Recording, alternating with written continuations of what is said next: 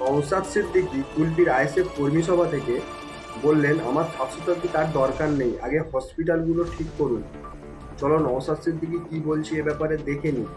আর যারা ভিডিওটা দেখছে তারা ভিডিওতে একটু করে লাইক করুন এবং চ্যানেলটাকে সাবস্ক্রাইব অবশ্যই করুন। চলো নওশাদ সিদ্দিকীর মুখ থেকে শুনে আসা যাক যে নওশাদ সিদ্দিকী কি বলতে চাইছে। এই সব জায়গায় স্বাস্থ্যসাথী কার্ড হয়, চলে? আয়ুষ্মান ভারত কার্ডের এখনো পশ্চিমবাংলায় সেইভাবে অ্যালাউ করছেন, এখানেও পলিটিক্স হচ্ছে। তাহলে আমার কার্ডের প্রয়োজন নয়, আমি ভারতীয় নাগরিক, আমি আমার মৌলিক অধিকার হচ্ছে আমি অসুস্থ, রাষ্ট্র সরকার আমাকে সুস্থ করে তুলবে, আমার কার্ডের প্রয়োজন নেই।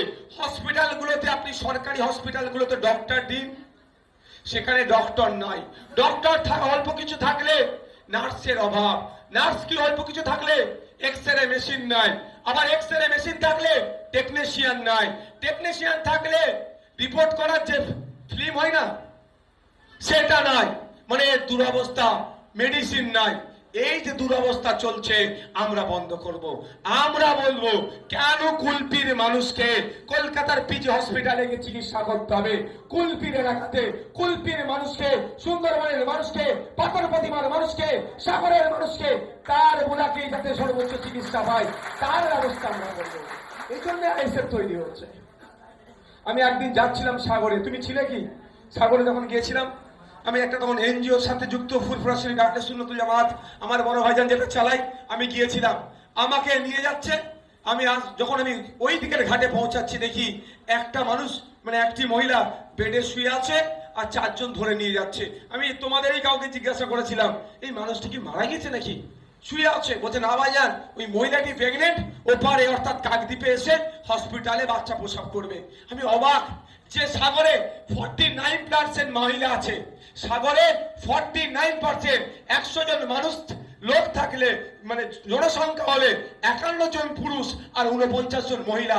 সেই সাগরে একটা হসপিটাল নাই যেখানে মায়েরা সন্তান প্রসবের সময় হলে এতটা ঘাট পার হয়ে এসে সন্তান প্রসব করতে হয়। মায়েরা আছে, মায়েরাই বলতে পারবে সব থেকে কঠিন সময় মায়েদের কাছে, সব থেকে বেদনাদায়ক সময় হচ্ছে, সব থেকে যন্ত্রণার সময় হচ্ছে মায়েরা যখন সন্তান প্রসবের সময় হয়ে আসে। তাহলে অত কষ্ট করে মাকে সাগরের ওপার থেকে আপনার নদী পার হয়ে কাকদ্বীপে কেন হসপিটালে এসে সন্তান প্রসব করবে?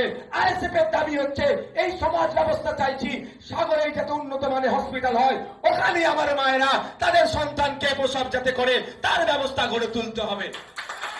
এই দাবি আমাদের, এটাই আমাদের দাবি। আমাদের দাবি কি? স্কুলে টিচার নাই। 2012-2024 পশ্চিমবাংলায় 25,000 স্কুল বন্ধ হয়েছে, প্রাইমারি স্কুল। সেই 25,000 স্কুল কোথায় কোথায় দেখে নিন? যেখানে দলিতরা থাকে, যেখানে আদিবাসীরা থাকে, যেখানে মুসলমানরা থাকে, পিছড়ে বর্গের গরিব মানুষরা যেখানে বসবাস করে, সেখানে স্কুলগুলো বন্ধ করে দিয়েছে। 25,000 স্কুল বন্ধ হয়েছে। আর খোঁজ নিয়ে দেখুন এই 14 বছরে লিগাল ইনলিগাল মদের দোকান 25,000 হয়ে গেছে। ক্ষতি কার করছে? মানুষের, খেটে খাওয়া মানুষের। কার?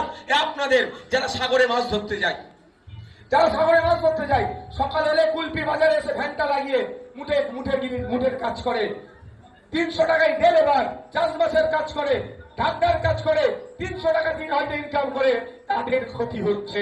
25,000 স্কুলে, ওই 25,000 স্কুলে কারা পড়াশোনা করতো?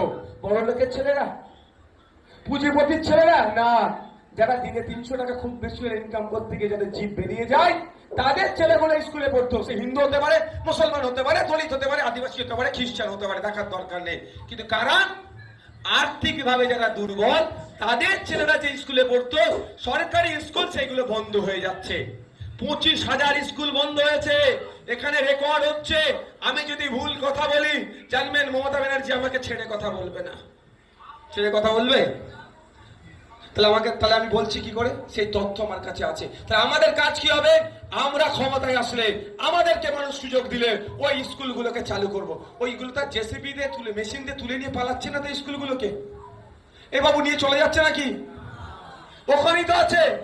এখানে বহুত বড় একটা ধান্দা আছে, ব্যবসা আছে। কি ব্যবসা? ওই স্কুলগুলোই দেখবেন পরবর্তীতে আদানি আম্বানি শিল্পপতিদের হাতে তুলে দেবে। যেটা এই যে স্কুলটা তৈরি হলো, আপনার পরদাদু, আপনার ঠাকুরদা, ঠাকুরমা, দাদু, দাদি, আব্বা, চাচা, মা, পিসি, মাসি দান করা জায়গা দিয়ে স্কুল তৈরি হলো, হয়েছে তো নাকি? স্কুলটা বিল্ডিং দুটো রুম হোক আর 4টে রুম হোক, যতটাই হয়েছে আমার আপনার ট্যাক্সের টাকায়, সেটা কি করবে কালকে শিল্পপতিদের হাতে তুলে দেবে। ওই স্কুলে আপনার আমার বাড়ির ছেলেরা, ক্লাস 4-এর ছেলে, ক্লাস 3-এর ছেলেরা, আপনি দেখবেন ওখানে যারা বছরে 200 কত টাকা ফিস সারা বছর পড়ছে। আর ওই স্কুলে যখন একটু ভালো করে রং টাং করে চাকচিক্য করে প্রাইভেট স্কুল বানিয়ে দেবে, সেই স্কুলে মাস গেলে হয়তো 2000 টাকা ফিস দিয়ে পড়াতে হবে। পারবেন? এখানে যারা আমরা আছি, এখানে কৃষক যারা আছে মাস গেলে 8000 টাকা নিচে ইনকাম করেন, আপনার দুটো সন্তান, তাহলে 2000 4000ই তো গল্প শেষ। খাবেন কি, জমাবেন কি, ভবিষ্যৎ করবেন কি? তাহলে মাস গেলে সর্বনাশ করছে। তাহলে আমাদের লড়াই কি থাকবে? ওই স্কুলগুলোকে চালু করতে হবে। আর চালু যে স্কুলগুলো আছে, ক্লাস 3-4 এর বাচ্চারা যেই ক্লাসে পড়ে খোঁজ নিয়ে দেখুন, পড়াশোনার মান শেষ করে দিয়েছে। ক্লাস 3-এর বাচ্চারা অঙ্ক করতে পারবে না, 5-6 এর বাচ্চারা তার নাম, ফোন নাম্বার, তার স্কুলের নাম, বাবা মার নাম, তার ফোন নাম্বার নয় তো বাবা মার অ্যাড্রেস লিখতে পারবে না ইংলিশে, কারণ শেষ করে দিয়েছে গুণগত মান। আমরা সেটা ফিরিয়ে নিয়ে আসবো। আমরা আবার প্রাইভেট স্কুল থেকে মানুষ মুখ ফিরিয়ে যাতে সরকারি স্কুলে আসে তার ব্যবস্থা করব। ওই জন্যই আইএসএফ তৈরি হয়েছে। আইএসএফ কোনো ধর্মকে প্রমোট করার জন্য আসেনি, কোনো ব্যক্তিকে প্রমোট করার জন্য আসেনি। আইএসএফ গোটা সমাজ ব্যবস্থাকে প্রমোট করবে, গোটা সমাজ ব্যবস্থাকে এগিয়ে নিয়ে যাবে। সেই সমাজ ব্যবস্থার মধ্যে হিন্দু, দলিত, আদিবাসী, মুসলমান, খ্রিস্টান সবাই থাকবে।